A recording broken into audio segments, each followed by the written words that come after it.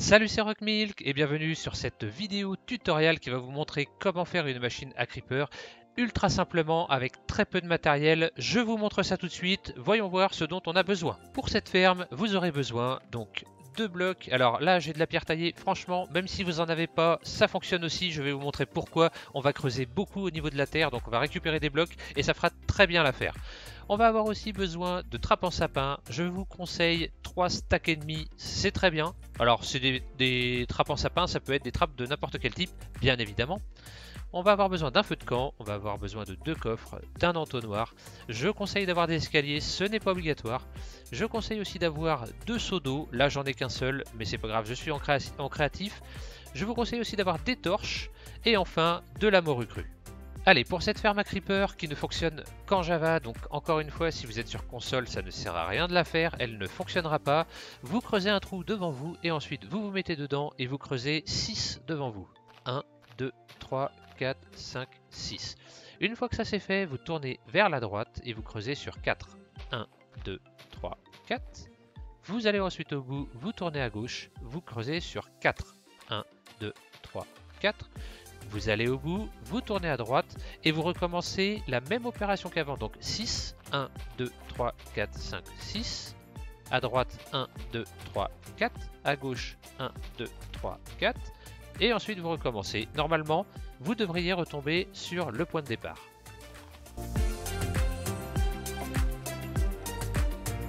Un, 2, 3 et 4. Vous vous retrouvez donc avec une forme de croix comme celle-ci. Normalement, les grands côtés font 7 cubes de long et les petits côtés qui forment les coins sont sur 4 blocs. La suite, vous nettoyez tout l'intérieur. Vous vous retrouvez donc avec une croix comme celle-ci entièrement vide. Désormais, ce qu'il faut faire, c'est creuser cette même croix sur 7 blocs de profondeur. Une fois que vous avez enlevé toute la matière à l'intérieur, vous obtenez une croix comme celle-ci. Ce que vous allez faire, c'est au fond, vous allez enlever une rangée de blocs comme ça. Voilà, et vous faites ça sur les 4 grands côtés uniquement. Une fois que vous êtes dans cet état-là, ce que vous faites, c'est que vous vous mettez bien au centre de la croix. Donc ici, ça doit être à peu près par ici, et ici, ça doit être ici. Alors, je dis à peu près, mais il faut bien que ce soit bien au centre. Voilà, c'est ce bloc-ci, et vous creusez sur 7 de profondeur au minimum. Une fois que vous êtes dans le trou, il va falloir ressortir. Forcément, je vous conseille de prendre une direction n'importe laquelle et vous creusez tout droit. Vous remontez progressivement pour arriver jusqu'à l'extérieur. N'oubliez pas de mettre des torches sur votre chemin. Maintenant que vous avez un accès à l'extérieur, vous retournez sous terre. Vous allez juste à l'endroit en dessous du trou que vous avez fait tout à l'heure et vous creusez une cavité de 5 de côté sur 3 de hauteur avec pour centre l'endroit où il y a le trou. Normalement, vous obtenez une cavité comme celle-ci, donc le trou avec 2 de chaque côté. Vous vous mettez donc en dessous du trou, vous faites un pas en arrière et vous vous retrouvez avec un bloc sur lequel vous mettez vos 2 coffres. Voilà, donc le coffre n'est pas directement sous le trou, mais juste à côté.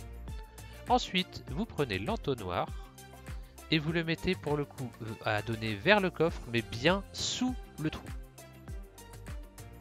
Vous prenez alors le feu de camp que vous posez sur l'entonnoir, comme ceci.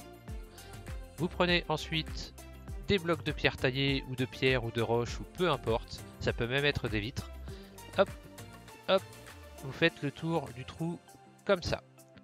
Prenez ensuite les escaliers que vous mettez comme ça.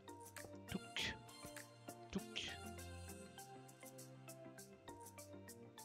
L'objectif des escaliers, c'est uniquement pour éviter de voir les creepers et surtout que eux vous voient et qu'ils se mettent à exploser. Là, ils ne peuvent pas vous voir, il n'y a absolument aucun risque qu'ils explosent. Et vous pouvez toujours ouvrir le coffre. La suite, ça se situe au-dessus puisqu'ici, on a terminé. On se retrouve au-dessus. Nous voilà de retour dans la croix. N'hésitez pas à mettre des échelles par exemple ici pour remonter et pouvoir sortir à l'extérieur parce qu'à partir de maintenant ça va être assez compliqué de pouvoir ressortir sans se cramer les pieds par ici.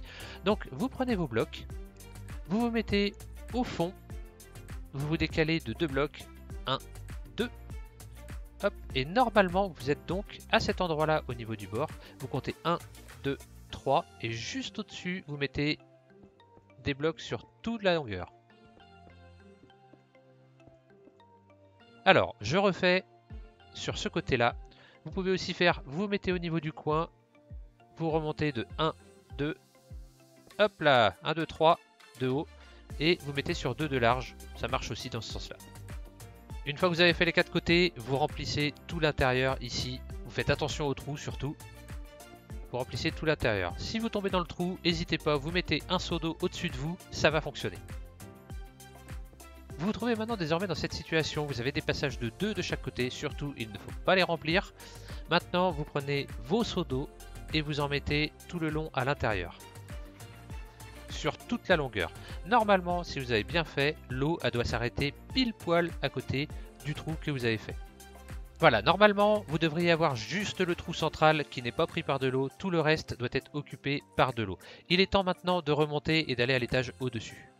Il est temps maintenant de s'emparer de vos trappes. Vous en mettez sur le bord, ici, pile poil, à la même hauteur que les blocs que vous avez sous vos pieds. Hop, vous faites comme ça, vous mettez de l'autre côté. Voilà, normalement, vous êtes en sécurité. Une fois que vous avez tout mis, ce que vous faites, c'est que vous les ouvrez. Alors les trappes, c'est un grand classique.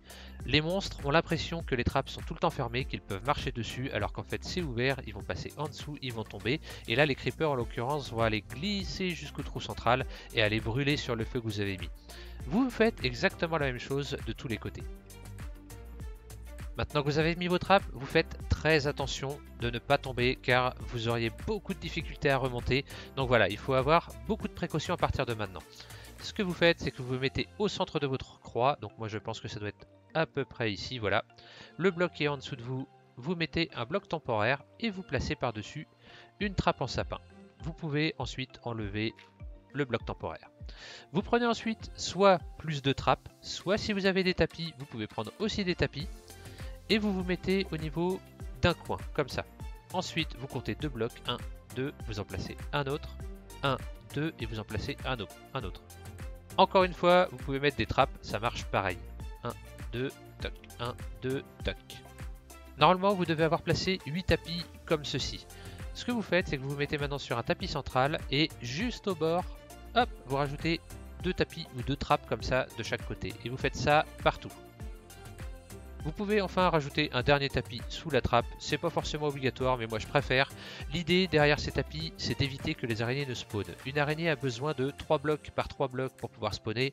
Là en l'occurrence ils ne peuvent pas spawner sur les tapis et il n'y a jamais 3 blocs par 3 blocs de libre pour qu'elles puissent spawner. Donc vous ne devriez pas avoir d'araignée dans votre piège.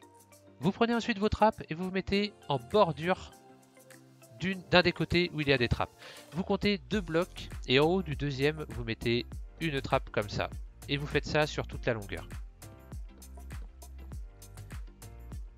Une fois que vous avez placé toute une longueur, vous vous accroupissez et vous placez d'autres trappes comme ceci. Et vous faites ça partout dans le piège à l'exception de la dalle, de la trappe pardon, qui se trouve au centre. L'idée en fait c'est que les zombies, les squelettes et les creepers ont besoin au moins d'une hauteur de 2 blocs pour pouvoir spawner. Et là, ce qu'on fait, c'est qu'avec ces trappes-là, on coupe légèrement le deuxième bloc. Or, il n'y a que les creepers qui peuvent spawner sur une hauteur légèrement inférieure à 2. Donc, en faisant ça, on va empêcher les squelettes, hop là, on va empêcher les squelettes et les zombies de spawner, mais pas les creepers. Donc, cette ferme n'aura vraiment que des creepers à l'intérieur. Normalement, vous devez vous trouver dans cette situation-là. Donc, vous avez un trou au centre et tout le reste est rempli par des trappes. Maintenant, vous prenez le poisson et il va falloir vous trouver un village, peu importe la distance où il se trouve. Et dans ce village, il faudra trouver un chat et le nourrir avec la morue ou le saumon, peu importe, les deux fonctionnent, histoire qu'il soit apprivoisé. C'est parti, je vais en chercher un. Voilà justement un chat. Donc, pour l'apprivoiser, c'est très simple. Vous prenez votre poisson et vous ne bougez plus. Il va s'approcher. Et il faut essayer de le nourrir. Et voilà, une fois qu'il a des cœurs, il est à vous. Ensuite, vous enlevez le poisson de votre main, vous le mettez debout. Et l'avantage en fait des chats, c'est qu'ils se téléportent. Donc vous pouvez retourner à votre ferme qui se trouve là-bas. Vous pouvez aller très vite et il va se téléporter de toute façon à côté de vous. Alors attention tout de même à la téléportation. Si vous allez trop vite, si vous êtes en Elytra par exemple, ça ne fonctionne pas. Donc là, ce qu'on va faire, c'est que notre petit chat, on va l'amener pas trop loin du trou s'il veut bien venir. Voilà. Il faut faire en sorte qu'il s'assoie. Et ensuite, on s'accroupit et on le pousse dans le trou. Allez, va dedans, tu seras gentil. Touc! Voilà, une fois que c'est fait, il ne vous reste plus qu'à prendre des blocs de pierre taillée comme ça et vous remplissez. Vous pouvez aller au-dessus du chat.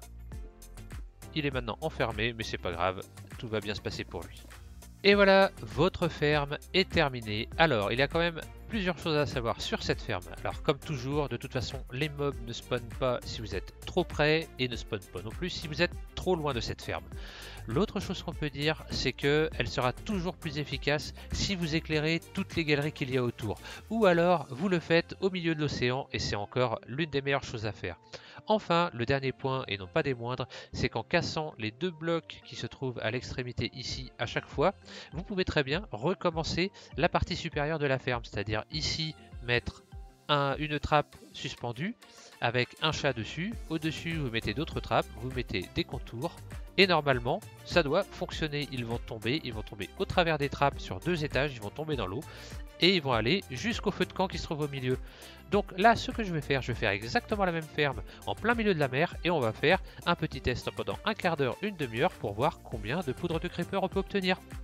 Derrière moi, j'ai construit la ferme à creeper, la même qu'on a fait sous terre, mais du coup en l'air. Je l'ai fait en l'air pour éviter qu'il y ait d'autres mobs qui spawnent autres que les creepers, et quand les creepers spawnent, ils spawnent forcément à l'intérieur.